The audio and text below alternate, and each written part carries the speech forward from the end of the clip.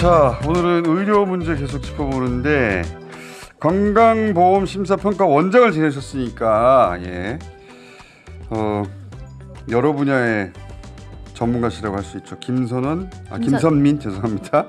조국 혁신당 의원 모셨습니다. 안녕하십니까? 네, 안녕하십니까? 의원 되신 후에 처음 오신 것 같은데, 그죠? 된다음에 여러 차례 왔었어요. 선거 직후에. 선거 직후에? 네. 등원하고는 처음입니다. 그렇죠. 그리고 잠깐 휴가 가셨을 때 휴가 신장식 의원이 하실 때 왔었습니다. 그거는 제가 없을 때기 때문에. 네. 오늘 사실은 그 코로나 관련해서 여쭤보려고 모시긴 했는데 그 전에 이제 건보 심사평가원장 하셨으니까 요 앞에 강선호 의원하고 자생한방병원이 지금 그 이상하다. 어떻게 이상합니다. 이상하죠. 예. 심사평가 원장을 하셨던 분으로서는 어떤 점이 이상합니까? 그 상황에서는 명백한 불법 혹은 탈법의 과정을 제가 찾아보지는 못했습니다. 보기는 했는데 명백한 불법이라고 할 만한 절차적으로는 문제가 없어 보이는데. 네, 없어 보입니다. 그런데 그 정도는 했겠죠, 당연히. 네, 그런데 잘 아시다시피 자생한방병원이 사위가 지금 대통령실에 인사비서관 이원모 비서관으로 되어 있고 그 이원모 비서관의 아내가 초반에 대통령 되고 나서 초반에 스페인인가 전세기 띄울 때 유일하게 함께 탔던 그런 첫 번째 스캔들로 등장했죠. 네, 민간인이었죠. 굉장히 활동적인 걸로 알고 있어요. 이원모 비서관의 부인이 굉장히 활동적이고 내가 누구다라고 굉장히 열심히 말하고 다니는 걸로 알고 있어서 어떤 영향력을 미쳤을지는 좀 더 살펴봐야 한다는 게 이제 기본 생각입니다. 그런데 제가 한 가지 이상하게 생각했던 것은 지난번에 그 결산 관련해서 보건복지위원회가 열렸습니다. 그래서 이제 일부 의원님들이 이제 그 질의를 하셨어요. 그런데 보건복지부에서 나오신 분들이 다른 문제에 대해서는 열심히 노력하겠다 이런 정도의 답변만 하시는데, 원론적인 답변만 했는데, 네, 그런데 이 청파전 이야기가 나오니까 그 어려운 성분명 다 외우셔서 이게 계속 반복해서 말씀을 하시고 또 하나 이상한 거는 보통 그런 의혹성 질의를 하게 되면 다른 의원들은 그냥 가만히 계세요.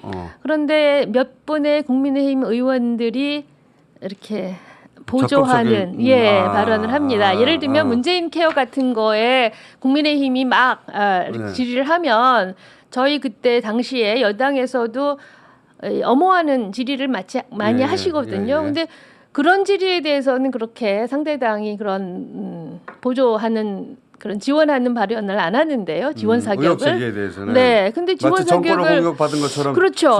지원 사격을 하시는 걸 보고 하는 생각이 들었었죠. 그래서 저도 조금 절차적으로 겉으로 드러난 절차적으로 문제가 안 보이는데 아직은 아직은.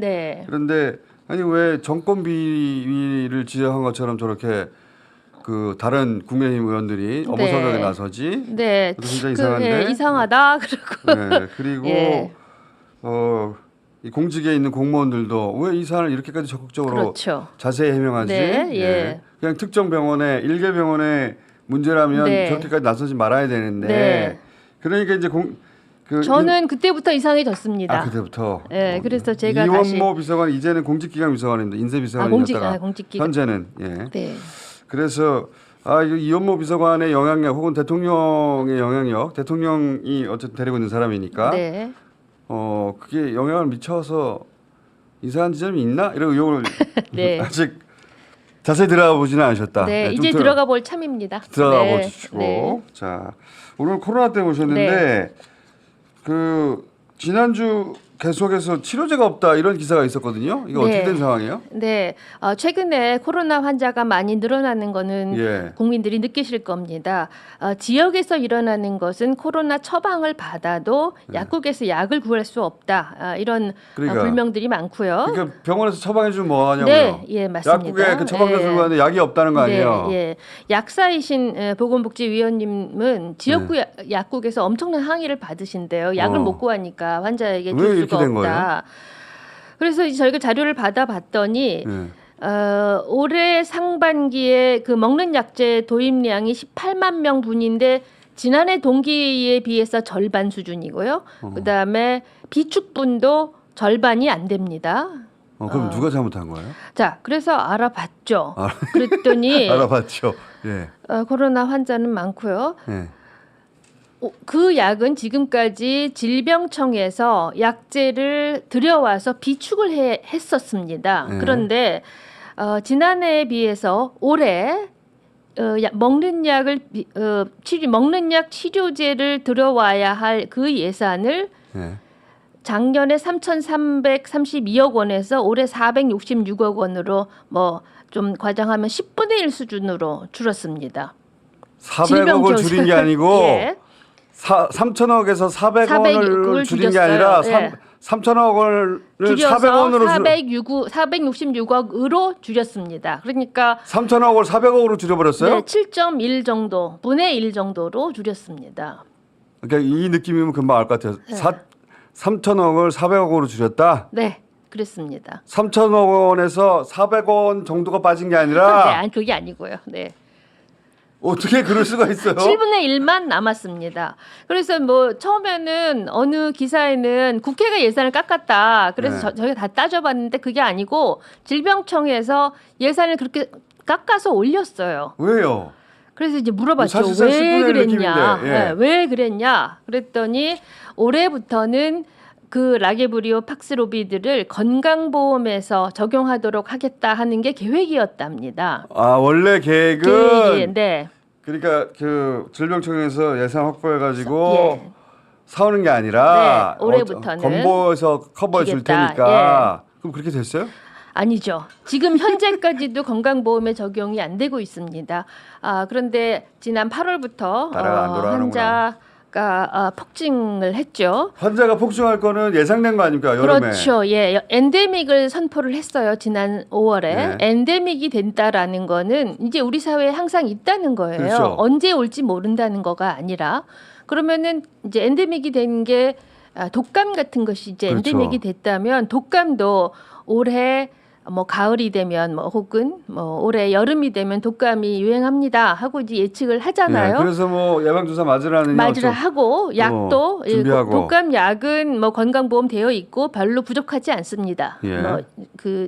이 제약회사에서 많이 공급을 하니까요. 그런데 이 약은 신약이고 그다음에 특허도 풀리지 않았고 그래서 굉장히 약을 구하기가 쉽지 않은 특성을 가지고 있죠. 아직 비쌉니다. 페이턴트가 안 풀려서. 그렇다면 약을 어떻게 구입을 할지 그리고 그 언제 올라갈 쯤 되면은 그 약이 질병청이든 아니면은 건강보험이든 공급을 할 수 있어야 하는 거죠. 그런데 질병청은 건강보험 한다고 그러고 손 놓고 있었고, 근데 건강보험은 약제 급여를 보험에 우리는 등재한다고 하는데 보험에 적용을 받으려면 시간이 좀 걸려요. 그렇겠죠. 그렇죠. 뭐 받아야 되는데 그게 지난해부터 그렇게 시작을 했다고 하는데 예산을 올린 게 국회에 제출한 게 지난해 9월이거든요. 그러면 9월부터 이거는 준비를 빨리 했었어야 하고 그리고 9월에 예산을 올린다라는 거는 기재부랑 협의하고 하는 거는 거의 3, 4월부터 시작을 합니다. 그러면은 정책 방향은 이미 결정됐던 것이고 예산이 확정되기 전에 이미 질병청은 복지부에다 얘기를 해서 이 약은 등재를 하세요라고 얘기를 했었어야 하죠. 했었어야 하고. 그리고 시간이 오래 걸릴 때 그냥 마냥 시간을 끌어도 되는 약들이 있어요. 약간 협상이 안 될 때 예를 들면 대체약이 있다든가 아니면은 그 약을 쓰는 사람이 아주 소수라든가 그러면 뭐 그렇게 할 수도 있습니다. 그런데 이 약은 코로나에 대한 이 약들은 대체약이 없죠. 현재. 그리고 이게 날이 갈수록 약값이 떨어질 것이 아닙니다. 다시 유행을 하게 되면 약값이 더 올라가게 되니까 오히려. 협상력은 더 떨어지게 되는 그렇지. 거죠. 그러면은 빨리 협상력을 발휘를 했었어야 하죠. 그러니까 한마디로 아무도 일을 안 한 거네요. 그렇죠. 특별 그렇죠. 예. 누구 한 사람이 일을 안 한 게 아니라 네. 아무도 일을 안 이 한 관련자들 아무도 일을 안 한 거네 그냥. 네, 예, 아무도 일을 안 하고 이럴 때 그러면은 보통의 상황이었다면 지난 정부 같았으면 어떻게 했을까 하고 제가 한번 상상을 해봤어요. 예, 정상적으로 돌아갔으면 어떻게 되는 거예요? 정상적으로 했으면 그때는 물론 코로나 팬데믹 재난 상황이기도 했지만 굉장히 많은 이런 그 국민에게 영향을 미칠 만한 거는 일단 대통령실에서 과거엔 청와대였죠. 네. 국정상황실이나 사회수석이 보건복지부 공무원, 그다음에 질병청, 그리고 이제 약을 직접 그 일을 하는 데가 저희 같은 심평원 다 들들들들 볶아요. 다 불러가지고 볶아요. 볶겠죠. 왜냐하면 각자는 각자의 업무만 알고 있는데 그걸 통합해서 국민의 건강에 미칠 결과를 도출해야 되는 거는 청와대의 책임이니까 다 불러서 들들 볶아요. 다 들들 볶으면 볶여 보셨어요? 그럼요. 저 코로나로 원장 임기를 코로나로 시작해서 코로나로 끝냈기 때문에 엄청나게 볶였어요. 이제 그렇게 우선 볶는다. 이 사안이 볶을 만한 사안인지 아닌지를 빨리 판단하는 게 청와대의 정책 조정 능력이죠. 이게 얼마나 많은 사람들에 영향을 미치고 얼마나 치명적인가 파악해서 우선순위가 올라오겠죠. 그러면. 그러면 그 우선순위는 저희 같은 메디컬 퍼스널이 보는 것보다 좀 달라요. 그렇죠. 사회 전반적인 영향을 미치고 이게 무슨 뭐 엔데믹으로 갔고 전염병이 단계가 낮아졌습니다. 이런 거 안 보고요. 어쨌건 환자들은 코로나에 대한 공포가 있다. 그러니까 정무적 사회적 판단을 하는 거죠. 하죠. 그러면 저희는 그거를 믿고 따라가는 거죠. 그걸 청와대에서 해야죠. 그 방향성이 정해지고 나면 그다음에 자, 이건 첫 번째 니네가 이걸 해주고 두 번째 니네는 이걸 받아서 이걸 해주고 세 번째 니네는 예산을 해결해주고 교통 정리를 해줘야 되죠. 교통 정리 해주죠. 아마 그런 상황이 벌어졌을 것 같아요. 뭐 질병청에서 이건 더 이상 이 레벨이 4로 내려갔으니까 우리가 할 일 아니에요. 건보에서 하세요. 그러면 건보는 이거 시간이 오래 걸려요. 그러면 시간 오래 걸리는 거 몰라. 니네가 빨리 해야지. 라는 말이 없으니까. 없으니까 시간 오래 걸려요. 빨리 해. 뭐 그리고 더 가면은 뭐 더 싸지냐? 뭐 이건 빨리 해야지. 그런데 이거 어려울 것 같아요. 그러면 질병청도 그렇게 손 놓지 말고 예비비라도 해서 빨리 약을 사놔. 이런 일들이 오고 갔을 거예요. 그런 얘기를 오고 가게 만드는 대통령실이 중지돼 있는 거죠. 그렇죠. 네. 자체적으로 공무원들이 바뀐 게 아니잖아요. 그렇습니다. 그게 너무 안타깝습니다. 그 공무원은 그 실력 그대로예요. 코로나 대응을 전 세계에서 제일 잘했던 그 공무원들 그대로 있는데 이 공무원들에게 방향을 제시하고 그리고 임무를 부여하고 그걸 점검하고 할 대통령실이 그 실력이 안 되는 거야. 그렇죠. 무엇이 중요한지를 잘 모르는 거죠. 그 실력이 안 되니까 치료제가 부족해? 결과가 터지고 나니까 어떻게 된 거야? 따지고 봤더니 돈이 없어? 없는데요. 400억으로 줄였는데요. 왜 줄였어? 쭉 지금 와서 그런 얘기 하고 있겠죠. 네, 지금 와서 그런 얘기해서 지난주에 예비비 다시 올렸고 이제 올렸대 다시. 그리고 이제 국회에서 지적을 받고 나니까 8월 29일에 다시 그 약제를 평가하는 회의를 연다고 합니다. 지금. 그런데 자 그렇게 열면은 약가가 엄청 비싸게 들어올 거예요. 급하니까. 이 정보를 우리도 아는 것을 그럼요. 세계적인 제약회사가 다 알겠죠. 어머 저기 필요하구나 이제 약값이 올라가겠지. 세금도 나가는 것이고. 진짜 이게 실력이 없으니까. 의대 증원도 이런 식으로 된 것 같아요. 그러니까 그런 것 같죠. 지금 지금 현장에 계신 분 얘기를 들어보니까 대학 교수님 얘기 들어보니까 우리가 이제 일반인들이 생각하는 것보다 훨씬 더 심각하더라고요. 심각해요. 지금 저희가 어저께 환자 한 명, 그 구로역에서 다친 분 한 명을 트래킹을 해봤더니 16시간 돌아다녀서 겨우 수술을 받았답니다. 16시간을요? 예. 구로병원, 고대 구로병원 갔다가 국립의료원 갔다가 연세사랑병원 갔다가 마지막에 다른 병원 가서 수술을 받았어요. 이런 일이 한두 가지가 아니고 그래서 제가 다른 응급실을 운영하는 병원장들한테 연락을 해봤더니 다들 풍전등화라는 거예요. 뭐 간신히 버티고 있다 지금. 그렇죠. 예. 그리고 이게 이제 응급의학과 전문의들이나 혹은 마취과 전문의들이 사직을 하고 나가는 게 문제인데 과거에 6월에는 전공의들이 혹은 교수들이 나가 이게 이제 스트라이크였다면 지금 나가는 거는 너무 지쳐서 일을 할 수가 없다. 더하기. 그 전에는 항의의 뜻이었는데 예. 지금은 아니에요. 나가 떨어졌어. 나가 떨어졌어요. 그리고 두 번째는 이 대학병원의 의사들은 전공의가 있고 그리고 학생을 가르치고 이런 일종의 의사이자 가오 죄송합니다. 이런 자존심, 안 돼가지고. 자존심, 직업적 프라이드, 자존심, 네, 프라이드, 예, 이런 걸로 프라이드도 외국어지 뭐. 네, 그런 걸로 있고자 하는데. 이분들이 과연 이렇게 힘들고 그걸로만은 버틸 수가 없어 지금. 그렇죠. 예. 전공의가 없어졌으니까 그 가오가 없어진 거예요. 대학 교수이자 전문가이자 그리고 의사이자 이런 이제 직업적 자존심. 그것 때문에 그 힘든 일을 버티고 버텼는데 왔는데 전공이 다 없어요. 밑에 학생들 다 없어지고 없어졌어요. 이제 자기가 전공의 때처럼 자기가 직접 다 해야 되는 거 아니에요. 근데 그걸 하고 하다 이제 나가 떨어지는 거구나. 나가 떨어지는 거죠. 예. 더 이상 힘들어서 못하겠다. 힘들어서 못하겠다. 그게 응급실만의 문제가 아니라 뒤에 있는 다른 수술 이런 모든 문제이기 때문에 제가 친구들이랑 전화를 하면 얼마나 저한테 항의를 하는지 모릅니다. 약간 그런 아니 책임이 빨리 해결. 빨리 해결. 니네 당 뭐 하냐고. 니네 당 뭐 하냐고. 근데 이것도 보면은 똑같은 것 같아요. 대통령실에서 자 이게 도대체 목적이 뭐였지?